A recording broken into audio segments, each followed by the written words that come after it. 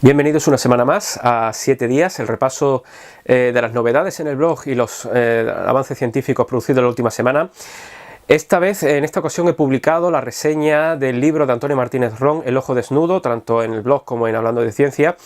Ya lo recomendé por aquí, es un libro fantástico, está maravillosamente escrito, te engancha desde el principio hasta el final, en una historia en la que vamos a comprender no solo cuál ha sido el desarrollo de las teorías que trataban de explicar la luz, la naturaleza de la luz y de la visión, sino que, como el propio autor nos dice, llegamos a comprender muchas cosas más, puesto que tratando de resolver esos misterios se comprendió cómo funcionaba el universo, de qué estaba constituida la materia, etcétera, etcétera. Es en definitiva un viaje a través de la historia de la ciencia y también de la historia de la tecnología, puesto que sin esta última, estos avances de los que estamos hablando no se hubieran llegado a producir. Es decir, los científicos, los filósofos naturales, llegó un momento en el que se dieron cuenta que el ojo desnudo, es decir, observar la realidad con el ojo desnudo, no era suficiente para desentrañar estos interrogantes, así que se vieron obligados a fabricar distintos instrumentos, hablamos del microscopio, telescopio, etcétera, etcétera, para tratar de comprender los secretos de, como hemos dicho, la luz, la materia, el universo, etcétera, etcétera. En definitiva, no puedo más que recomendar que leáis este libro y ojo que, bajo mi punto de vista, es un firme candidato a ganar el premio Prismas al mejor libro de divulgación científica publicado en el año 2016, así que ya me lo diréis.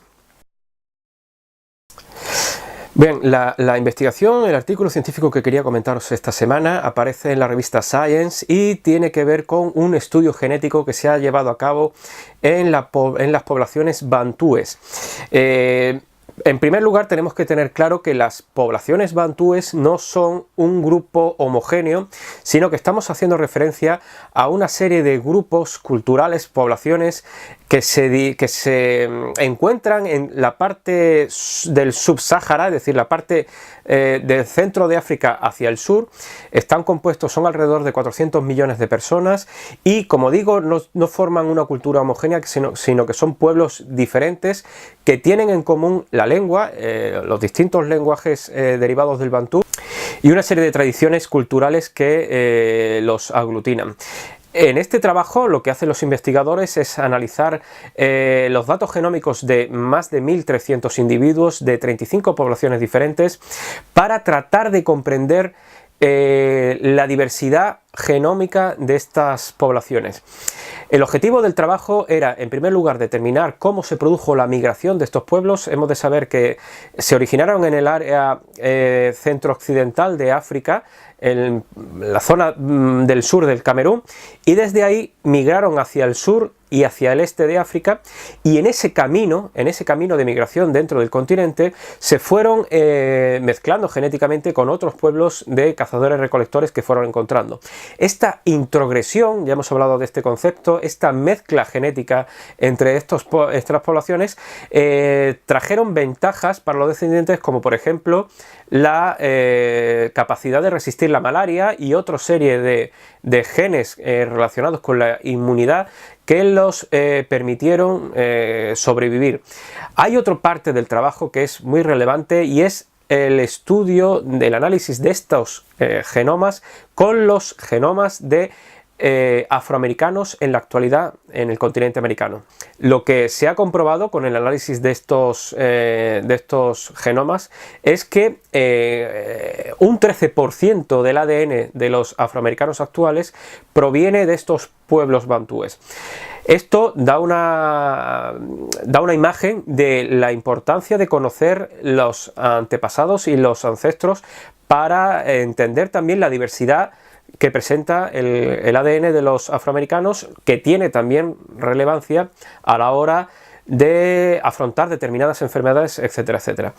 El trabajo es bastante interesante, tenéis el artículo original en el blog y varias anotaciones que os ayudarán a entender mejor el contexto de esta investigación.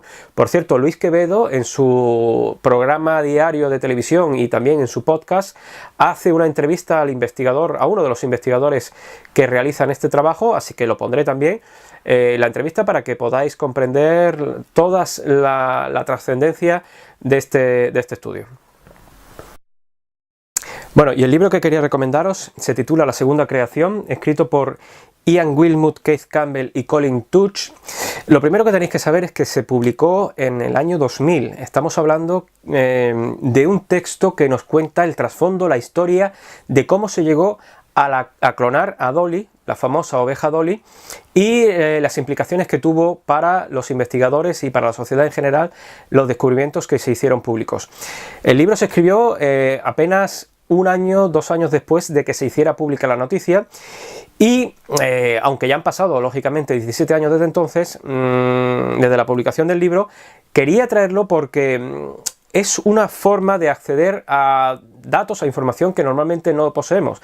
Siempre nos solemos quedar con la noticia, el titular, acerca de, en este caso, la clonación de Dolly, cómo se llevó a cabo, pero aquí en este libro vamos a comprender el trasfondo, cómo se llegó a esa clonación. Sabremos cosas como que no fue la primera oveja clonada, no fue el primer mamífero que se clonó, tampoco fue el primer experimento que tuvo éxito, etcétera, etcétera. Vamos a conocer el trasfondo, qué pensaban los científicos y qué consecuencias ha tenido a posteriori. Colin Touch es un periodista que lo que hizo fue recopilar información, entrevistó a los 2 principales investigadores del equipo que llevó a cabo este trabajo, Ian Wilmut y Keith Campbell, y por lo tanto lo que consigue, aunque tanto Wilmut como Campbell hablan en primera persona en gran parte del libro, lo que hace es dar coherencia y una estructura formal. Está muy bien escrito, aunque no deja de lado los aspectos más técnicos, más científicos, para que comprendamos en realidad y en profundidad cómo se llevó a cabo la clonación. Lo hace de una forma bastante clara y tiene además un glosario al final que nos permite entender en realidad de qué están hablando. En definitiva, el hecho de traer este libro aquí, que bueno, os podéis hacer una idea, no lo vais a encontrar en las librerías, tendríais que acudir a libros de segunda mano o a páginas como iberlibro.com, por ejemplo, para adquirirlo, es porque hace escasos meses se han cumplido 20 años desde que se produjo en la noticia, el lanzamiento público en 1997 del éxito de la clonación de Dolly. Bueno, pues eso es todo. Antes de despedirme, quería daros una pequeña noticia. Espero que sepáis que del 15 al 17 de mayo se celebra el Festival Pint of Science en 43 ciudades españolas. Estamos hablando, para el que no lo sepa, de un festival internacional que se celebra los mismos días en numerosos países, no solo de Europa, sino del resto del mundo, que trata de acercar la ciencia al público. ¿Y cómo lo hace? Pues lo hace llevando a los científicos a bares para que haya un intercambio, un acercamiento más directo con la gente, el público en general. El objetivo de este festival es que las personas sepan cómo trabajan los científicos, cuáles las investigaciones que desarrollan y qué implicaciones puede tener para la sociedad, y hacerlo todo no en el marco de una institución o de una sala de conferencias con la formalidad que ello implica, sino hacerlo donde las personas se sienten más relajadas. Y qué forma de estar más relajado que con una cerveza en la mano y escuchando interesantísimas intervenciones de científicos acerca de temas muy variados. Concretamente, yo trabajo en el equipo que organiza este año el festival en Málaga por primera vez. Se van a celebrar, como he dicho, del 15 al 17 de mayo.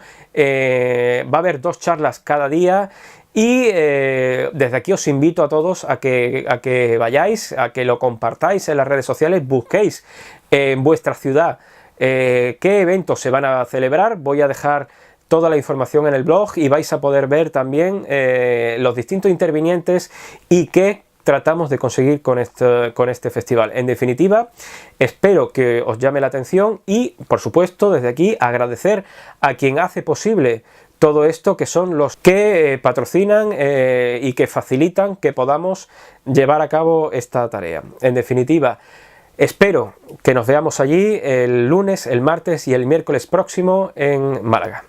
Un saludo.